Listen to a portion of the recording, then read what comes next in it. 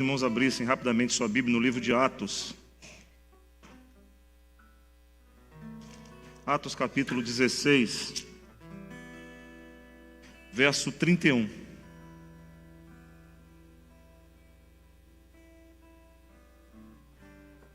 Atos capítulo 16, versículo 31. Quem achou, pode ler em alta voz.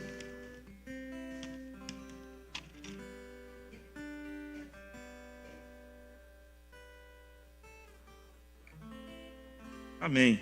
Eu vou repetir. E eles disseram: crê no Senhor Jesus Cristo e será salvo, tu e a tua casa. Que Deus abençoe essa palavra aos nossos corações. Eu quero rapidamente falar com os irmãos sobre este versículo. Esse versículo é a resposta de Paulo e Silas ao carcereiro que tomava conta deles na prisão.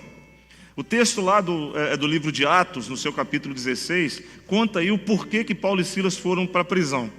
Tinha lá uma jovem que estava possessa por um espírito de adivinho e algumas pessoas estavam ganhando dinheiro com aquela mulher. Paulo e Silas então ministram a palavra de salvação a ela e ela então é liberta e aí encontra a salvação. E eles criam lá um problema porque os homens que ganhavam dinheiro tinham uma influência política extremamente grande e começam então a falar que Paulo e Silas estavam trazendo problema para a cidade. E aí eles são presos. O texto bíblico vai continuar dizendo o seguinte, que eles foram açoitados. E há que se dizer que lá no Império, né, os que recebiam açoites podiam receber até 37 chibatadas de açoites para dar a eles ferimento para que eles pudessem ir para a cadeia entendendo que eles estariam sofrendo. E há também alguns historiadores que vão dizer, né, que os chicotes daquela época eram feitos de couro puro, né, e alguns tinham pontas de osso marcadas exatamente no corpo daquele chicote, ou pedacinhos de lata, né, agarrados também no chicote. Qual que era a intenção desse osso ou desse chicote? É que quando desse a chibatada, ele prenderia e ao puxar ele rasgaria.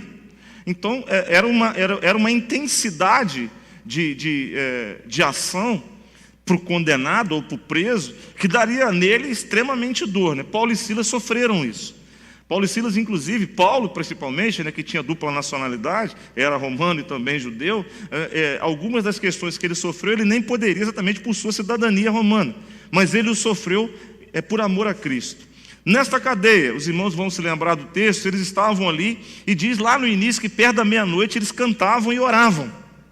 E eu me coloquei a pensar sobre esse momento, né, após terem sido presos injustamente, serem achibatados injustamente, serem lançados no cárcere injustamente, estarem com os grilhões, né, que era uma forma de algema que prendia pés e mãos injustamente, eles ainda cantavam e adoravam ao Senhor, oravam e cantavam a Deus, e os outros presos os escutavam.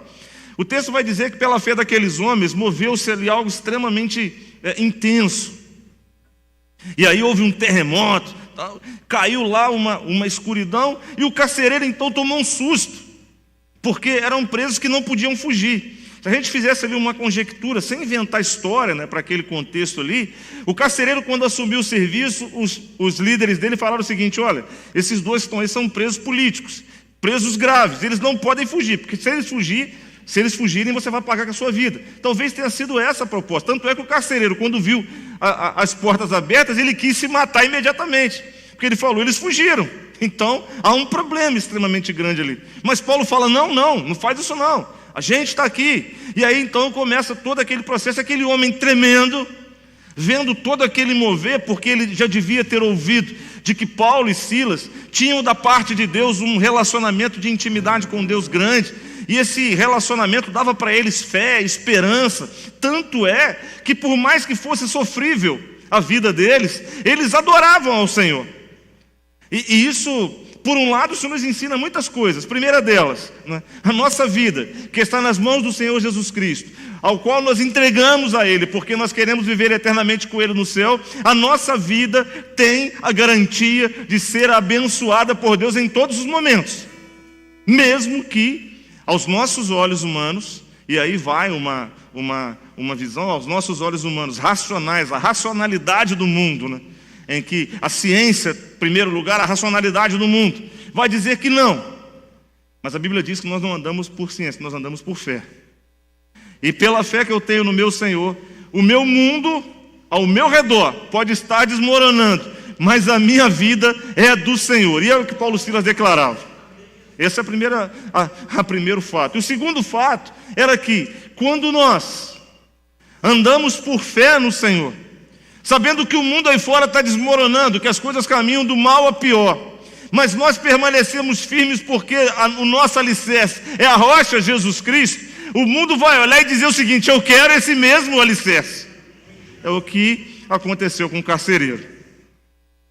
Aí o carcereiro perguntou: homens, o que eu preciso fazer para me salvar? E a resposta foi: crê no Senhor Jesus Cristo e será salvo tu e a tua casa.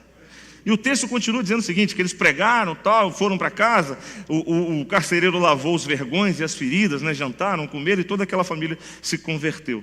A graça de Jesus Cristo é concedida a todo aquele que crê. E quando nós estamos à mesa do Senhor, nós vimos exatamente isso. Jesus Cristo deu a sua vida para que nós vivêssemos a vida dele.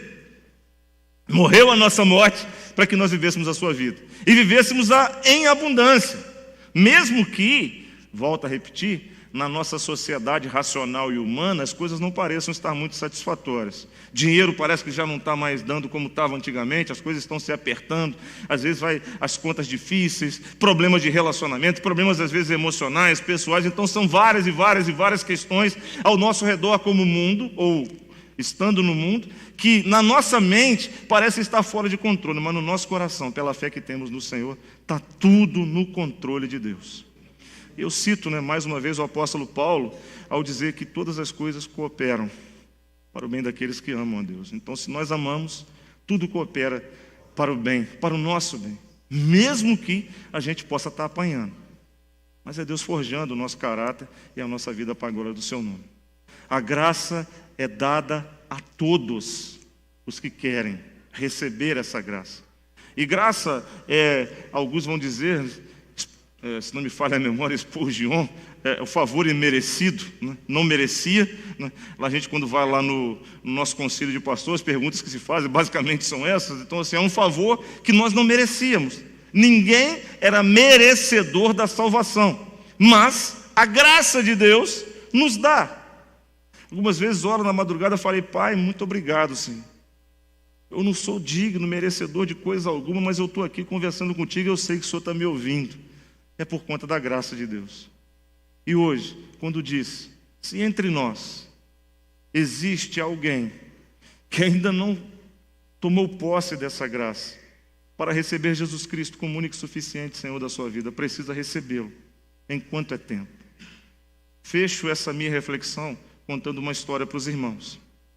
Há certo tempo atrás, existia um homem fora da lei. E esse fora da lei, ele criava na sua cidade diversos problemas. Criou vários conflitos para o governo da cidade, para as pessoas.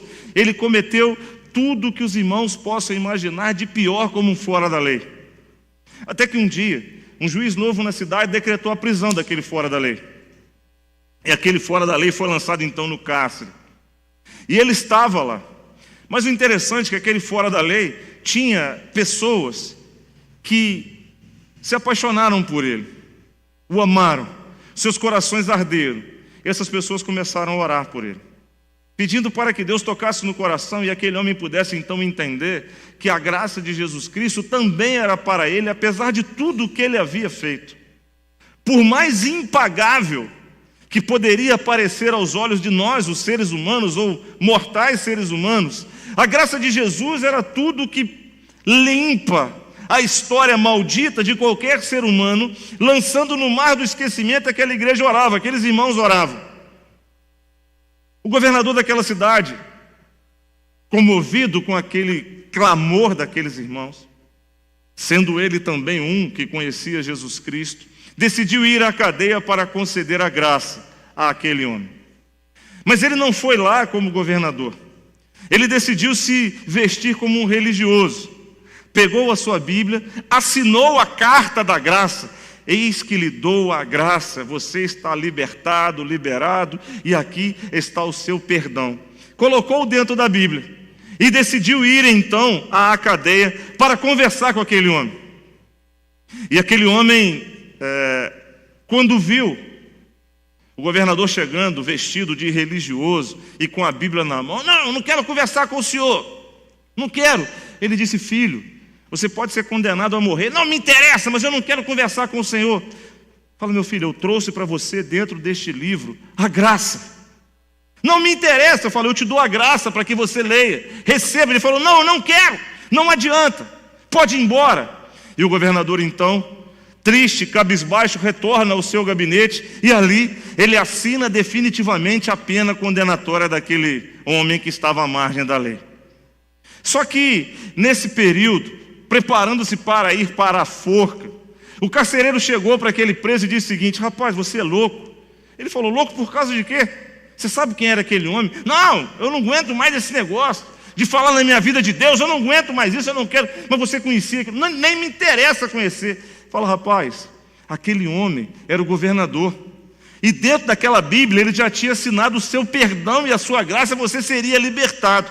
Aquele homem então caiu em si numa tristeza profunda e foi conduzido à forca, porque agora, definitivamente, a condenação lhe era plena. E na forca, antes de lhe colocar a corda no pescoço, ele disse: eu quero falar a minha última palavra. E aí o executor da pena, o carrasco, disse o seguinte: então você pode. E ele disse: eu quero falar principalmente para vocês, jovens, prestem atenção. Eu não estou morrendo porque eu pequei. Eu estou morrendo porque eu neguei a graça. Eu recusei receber a graça. E vou dizer uma coisa, meu querido, presta atenção. Aquele carcereiro, quando perguntou para aqueles homens o que eu preciso fazer, ele disse: você precisa crer em Jesus Cristo para ser salvo, você e toda a tua casa. Aquele carcereiro poderia também negar esta graça, mas ele disse: não, eu quero isso para mim, não só para mim, mas para todos os meus. E levou Paulo e Silas para a sua casa. É basicamente o que eu te digo nessa noite. Muitas das pessoas nessa nossa sociedade, nesse nosso país, nessa nossa terra, morrerão não por causa dos seus pecados, mas porque negligenciaram, deixaram de receber a graça, que é grátis, que Deus traz para salvar todo aquele que está condenado à morte eterna, mas será livre pela graça para viver eternamente com o Senhor no céu. E isso é que nos lembra esta ceia. Este memorial me faz lembrar que o Senhor Jesus Cristo, apesar do meu pecado, por pior que ele seja parecido para qualquer outras pessoas, ou para qualquer pessoa, a graça do Senhor me redime desta culpa, me tira da condenação e me dá a vida eterna. Que você possa, no fundo do teu coração, essa é a minha oração, receber essa graça maravilhosa do Senhor Jesus Cristo. Se alguém está entre nós nessa noite, ainda não se apropriou desta graça, acha que o pecado é pesado, é grave, que não quer mais ouvir de religião, não quero mais ouvir. Eu quero te dizer uma coisa no nome de Jesus. Eu não vim aqui falar de religião ou da minha igreja, da denominação batista. Eu vim dizer uma coisa para você. Muitas das pessoas estão morrendo eternamente, não por causa dos seus pecados, mas porque têm recusado receber a graça de Deus.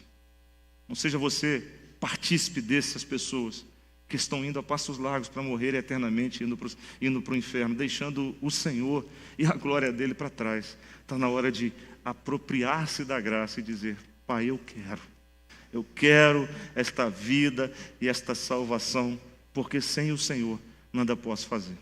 Amém?